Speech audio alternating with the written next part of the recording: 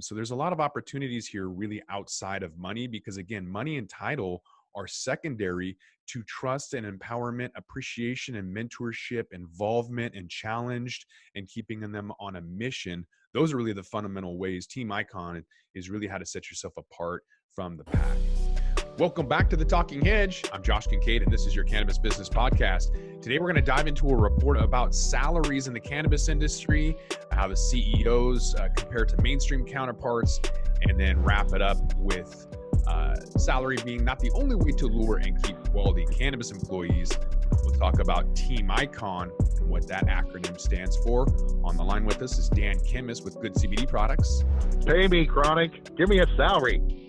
Absolutely. And this Vangst article says that 64% of Americans support legalization. There's a 690% growth in the job listings. Average salary increase is 16% between 2017 2018. Projected growth this year was 220%. I'm assuming that's for employment. So all these numbers and stuff, but what I think is pretty funny is looking at the salaries. So the director of extraction is supposed to make 191,000. Director of cultivation can make upwards of 250,000. A compliance manager, 150,000. I've never even met a compliance manager for a non-publicly traded company, and I don't know anybody making 150,000. Outside sales reps, 150,000. I don't know anybody that even makes six figures as an outside sales rep. In Seattle, those ones that did have left and have their own companies. We know a few of those guys from the South Washington area that went into the Portland market, that left THC, went into cannabis. One guy in particular was making 300,000 up to $1 million every month, and then every quarter, and then finally left because he was overlooked as a promotion and is now making millions on his own CBD company. Right. Funny, right? That kind of article where you're like, really? I mean, not everybody's getting paid like that. Just anybody checking in. Not everybody's getting paid like that. Maybe, I think the way you could put it is there are some outliers, and here's a successful CEO or somebody who's, hoodwinked their company, and look, they're getting bread. I don't know, man. I see some people who are in it, and I see a few who are well paid, but I don't see that many. The dispensary store manager graph right here that we're looking at on the high end is 98,000. I can guarantee you there's nobody making that. Not in Washington State, not a single dispensary store manager, unless they're the owner. No one is making $100,000. On the flip side of that, you look at the very low end, and I guarantee you they're all making closer to this $41,000 mark. $25 an hour, is what, like 48,000 or something. I think they're probably making $10 more than minimum wage around here, barely clearing 50 grand. Nobody's making $98,000. This is insane. Vangst is a publicly traded company, and so they're obviously skewed. I don't know where they're getting their numbers, but no bud tender. Well, I shouldn't say no bud tender. Bud tenders at $16 an hour in Seattle is common. If you go to a dispensary in a medical state, they're not making that. They're making minimum wage guaranteed. So I did an informal kind of survey when I was in Nevada last, right? And I was surprised. They were pretty well paid. Okay. And at the same time, I've done some of that same work in Oregon and Washington. And again, Oregon and Washington rapidly, it went to the floor, right? It's one of these things where Oregon and Washington are both models of what happens when a commodity market opens up and isn't well controlled. And this whole thing of, when you look at history, the Oregon and Washington bud tender is typically a minimum wage person. The management in the store, an additional $5 an hour, $7 an hour. Again, no way are you getting anywhere near 75 grand, right? Let alone 100.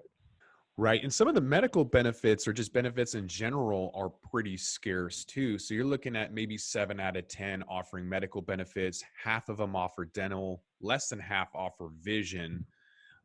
And a 401k is less than a third. So 1 out of 5 don't even offer benefits. And I think that's probably more of the case.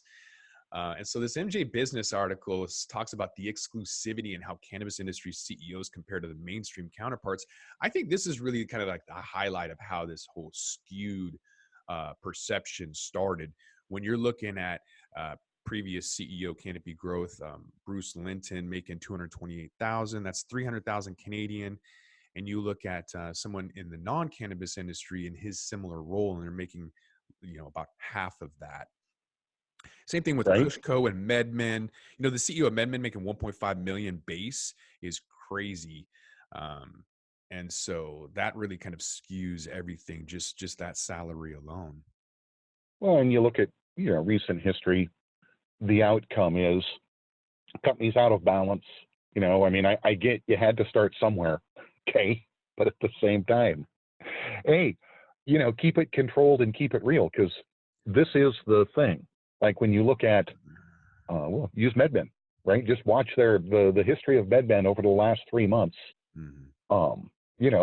Good for the CEO for securing the nice package, bad for the company, right? And exposed.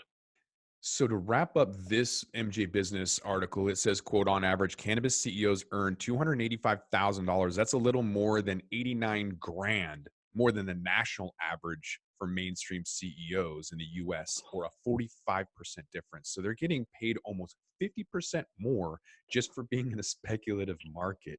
I think that's insane. All the while, the bud tenders that are basically the difference between bankruptcy and billions, as some of these stores have upwards of almost 3,000 products.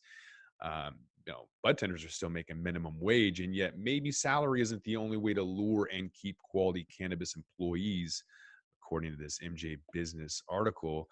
I did my own extensive research, and I found that there's 7 different things that you can do outside of money to make the top quality employees. Like, you want the best salary, you want the best employee, you want the most satisfied, the hardest working, the best morale, all of that.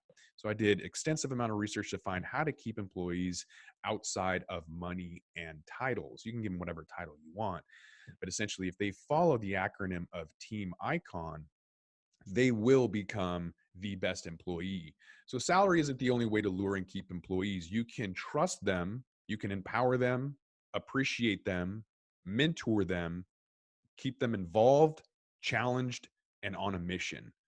Now that spells out Team Icon. So it's really not about salary. People don't really need a salary or a title. Those are the 2 other things that people wanted. But as long as you trust and empower and appreciate and mentor, involve, challenge, and keep them on a mission, the salary and the title will automatically happen. They will be successful. They will be motivated. They will go out and get additional money. And again, the title doesn't matter. So these are the ways that everyone in any industry should treat your employees to get them to be at the highest caliber possible. Seen it before. Lose employee trust. You might as well just, zap everybody and start over. You have to maintain an environment of, working together in a spirit of achieving an end goal. In that, again, the common issue in all of this business stuff that we see over and over, time after time, is together stronger. We're stronger together, right, Chronic? Absolutely. This article says that the perks beyond salary that marijuana businesses can offer prospective employees, it could be the difference between landing the workforce needed to scale up the company or losing that talent to other firms in the space. So again, trusting them is one thing, but empowering them to give them the appreciation and to mentor them, those are all the things that micromanagers need to do. And there are no middle managers any longer. Well, yeah, and you still got to pay me, but you don't have to pay me top dollar if I feel like I'm part of the thing, right? It's a whole nother deal. If I feel replaceable, right? If I feel like you're watching over me because you don't trust me, you think I'm going to dip the till, you think I'm going to steal a joint, those kinds of things. The recurrent theme in our work is that a lot of the things that are truisms, right, in normal business are truisms in cannabis now. It's actually really refreshing because, again, there is this want to treat this as some kind of special, unique thing. It's special and unique in that it's harder than normal business, but it is still normal business, and I dig that. And according to Kara Bradford, CEO of the Seattle-based marijuana recruitment firm Viridian Staffing, she said that compensation plans are typically the largest expense for a business, and goes on to say, quote, designing a compensation model is really a combination of workforce planning and deciding what you're going to pay for those people who you need to run your business. That should be the foundation of your planning process as a company. Literally, like, your employees are your foundation. And so if you aren't keeping them involved and challenged and on a mission, they're not really going to feel like they're doing anything, right? So if you just have them dig a hole and then refill that hole, there's no purpose to that. And if you don't trust them, they're not going to feel like they're a part of that. They're not going to feel empowered to make decisions. They're not going to feel appreciated for the work that they're doing. And if you don't mentor them, there's no growth, right? And everyone wants that promotion. And that title promotion could just be mentoring. So there's a lot of opportunities here really outside of money, because again, money and title are secondary to trust and empowerment, appreciation and mentorship, involvement and challenged, and keeping them on a mission. Those are really the fundamental ways. Team Icon is really how to set yourself apart from the pack.